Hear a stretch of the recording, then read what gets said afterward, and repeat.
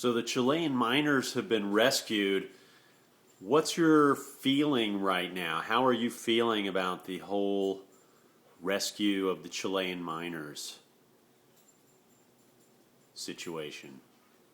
Were you at all concerned when you heard that NASA engineers would be, excuse me, I'm conducting an interview.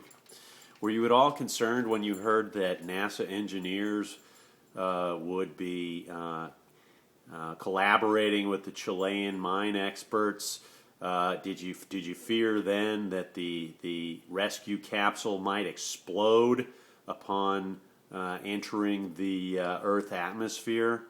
At that point, was that a concern of yours? Okay. So if I could just get you to summarize your feelings right now of the situation with regard to the rescued Chilean miners. Okay. All right. Well, thank you very much for your comments.